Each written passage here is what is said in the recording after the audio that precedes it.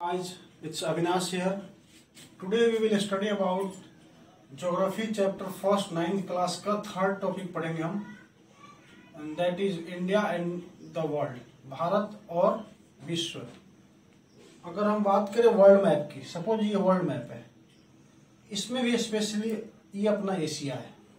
तो एशिया में हमारा इंडिया कहाँ है, उसका एशियन कंट्रीज के साथ कैसा संपर्क है, कैसा संबंध है, और विश्व में इंडिया की कनेक्टिविटी कैसी रही है, उसकी पोजीशन क्या है, इसको हम ट्रिक्स के साथ पढ़ेंगे और एलोबरेटिव वे में पढ़ेंगे, जिससे कि चीज़ें आपको आसानी से समझ में आ जाए, लंबे समय तक याद रहें।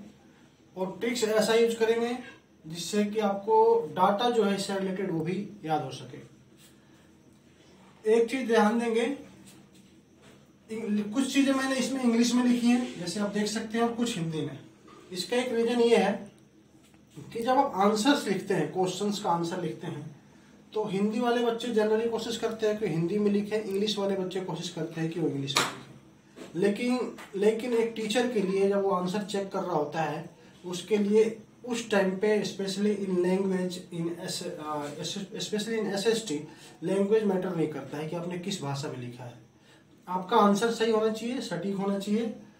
और अगर आपके दिमाग में उस टाइम पे डायरेक्टली हिंदी नहीं आ रही है, अगर आप हिंदी में लिख रहे हैं और एग्जैक्ट हिंदी नहीं पता आपको, आप अगर वहाँ पे इंग्लिश वर्ड भी यूज कर देते हैं जो वहाँ पे फिट बैठता है, the teacher would be more happy.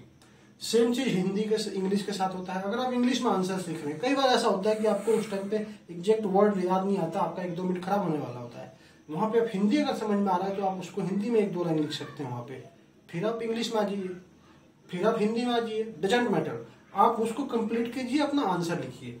तो एक टीचर के दृष्टिकोण से हिंदी या इंग्लिश मैटर नहीं करता है, और एसएसटी ऐसा सब्जेक्ट है जिसमें आपको हिंदी और इंग्लिश में कठिनाई नहीं होने वाली है। एक बार पढ़ते जाइए, समझते जाइए, ऑटोमेटिकली आपकी हिंदी और इंग्लिश इक्विवेलेंट हो जाएगी। आपको पता ही नहीं चलेगा कि इंग्लिश है तो टफ है और हिंदी है तो आसान है, या फिर हिंदी है तो टफ है और इंग्लिश है तो आसान है। Everything would be normal. So keep patience and be with channel. शुरू करते हैं। अब देखेंगे हम India in Asia. Yes, this is our Asia. और अपने इंडिया की बात करें तो अपना इंडिया की जो पोजीशन है एशिया में साउथ में है। डायरेक्शंस का ध्यान रखेंगे, बहुत से बच्चों को डायरेक्शन ध्यान रहता है। ये सपोज इक्वेटर है या एक लाइन है, इसके ऊपर में नॉर्थ हो जाएगा, नीचे में साउथ। इधर ईस्ट होता है, इधर राइट में ईस्ट, लेफ्ट में वेस्ट। तो आप अगर एशिया को देखें, सपोज ये एशिया है, एशिया में अपना इंडिया साउथ में आता है, और साउथ में भी एशिया के इस तरफ लगभग जितना पोर्शन ईस्ट में है उतना ही पोर्शन वेस्ट में है। ये वेस्ट एशिया है, ये लगभग ये वेस्ट एशिया है, और ये ईस्ट एशिया है। इधर साउथ ईस्ट एशियन नेशंस हैं, इसमें सिंगापुर, म्यांमार, इंडोनेशिया, बहुत सारे ये आइलैंड नेशन है। इंडोनेशिया, इधर मालदीव है, ये भी आइलैंड नेशन है। तो ये इंडिया साउथ में आ जाता है एशिया के। और इंडिया की जो कनेक्टिविटी है, इधर लैंड बॉर्डर से अपना अफगानिस्तान के साथ, इधर पाकिस्तान के साथ, और इसको ट्रिक्स के साथ अच्छे से समझेंगे, अभी मैं बताऊंगा आपको। इसको सेंट्रल एशिया में या फिर वेस्ट एशिया में इंडिया की कनेक्टिविटी अच्छी है। इधर से एक्सेस अगर मिले, पाकिस्तान हमें अवरोध देता है, अदरवाइज कनेक्टिविटी अच्छी है। फिर इधर इस तरफ म्यांमार होते हुए, और सी रूट बांग्लादेश इधर नीचे है। अपना इंडिया का ये सारा जो इंट्रोड्यूस है, मतलब इंडिया का यहाँ से हाफ पोर्शन लगभग इंडियन ओशियन में है, ये सारा इंडियन ओशियन है।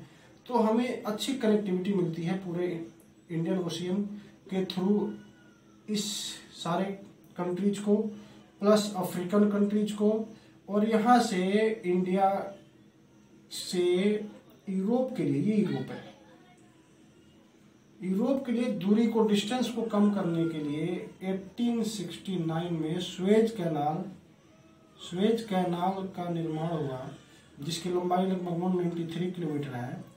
इसने क्या किया, क्योंकि अगर आपको यूरोप जाना है, इंडिया से अंग्रेज ट्रेवल करते थे, या पहले जो भी वास्को डी गामा आए 1849 में, 1498 में, उससे पहले इंडिया का जो रूट था यूरोप से कनेक्टिविटी का वो इस तरीके से था।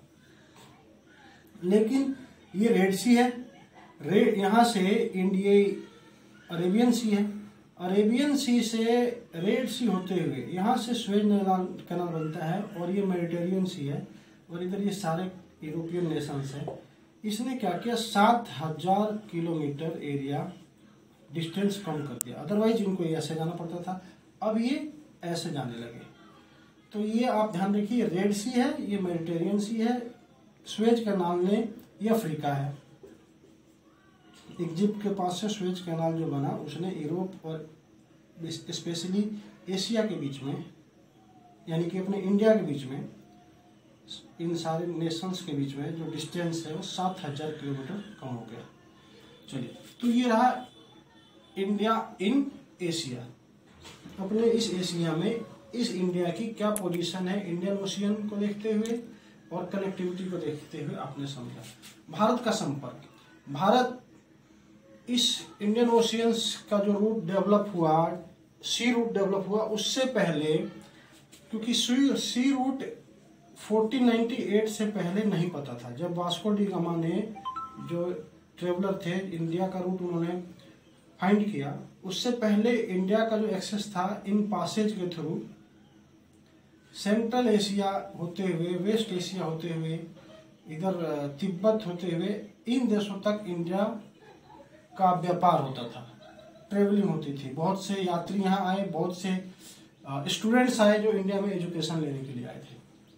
तो आप देख रहे हैं भारत का संपर्क दुनिया के साथ पहले कैसा था और सी रूट डेवलप होने के बाद 1498 के बाद कैसा हुआ।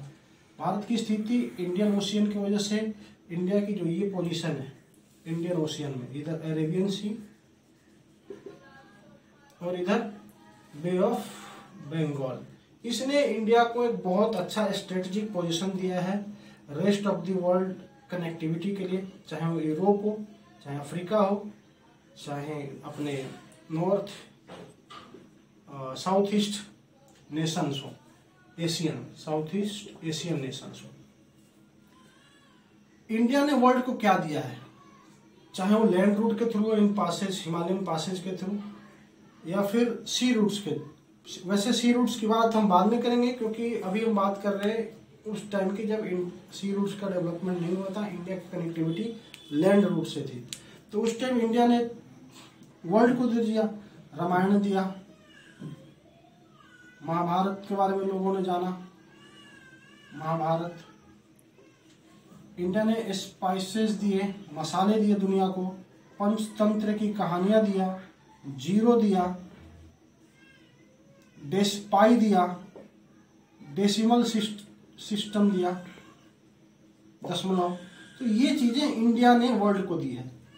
वर्ल्ड ने इंडिया को क्या दिया है, उसको सी रूट तो दिया ही है, और बहुत सारी चीजें बाहर के देशों से इंडिया में भी आई है। स्थापत्य कला, आर्किटेक्चर, यूरोपियन अरेबियन स्टाइल के जो गुंबद आप देखते हैं इंडिया में, इन्हीं देशों से आया था। लेकिन इन गुंबदों के साथ साथ what negative things they have given to India, negative, yes, इन्होंने इंडिया पे अटैक किया इन लैंड रूट्स के माध्यम से, एशिया, अफ्रीका, और अफ्रीका नहीं, एशिया से ही, स्पेशली अफगानिस्तान, ईरान और इन देशों से बहुत सारे कंकरर आए जिन्होंने इंडिया पे हमला किया। तो ये चीजें समझिए आपने। अब हम देखते हैं कि इंडिया का जो डिस्टेंस है, ये अगर आप इस तरीके से देखें तो ये जो टोटल डिस्टेंस है ये है आपका 3214 किलोमीटर, और इसको इस तरीके से देखें जैसे 2, तो 2 से याद रखिए ये लगभग 2933 किलोमीटर, 339 याद रखने का तरीका है। ये टोटल डिस्टेंस ये है। इंडिया अपना शुरू होता है 68 डिग्री 7 मिनट से और जाता है 97 डिग्री 25 मिनट तक, और इसके ऑलमोस्ट हाफ में 82 डिग्री 30 पे हमने यहाँ पे लिया हुआ है IST, इंडिया स्टैंडर्ड टाइम, जो नैनी से इलाहाबाद से गुजरता है, जो भारत में टाइम को सेट करता है। ऑलमोस्ट हाफ क्यों लिया है, क्योंकि अगर यहाँ से देखें तो यहाँ और यहाँ के बीच में लगभग 30 डिग्री का डिफरेंस है।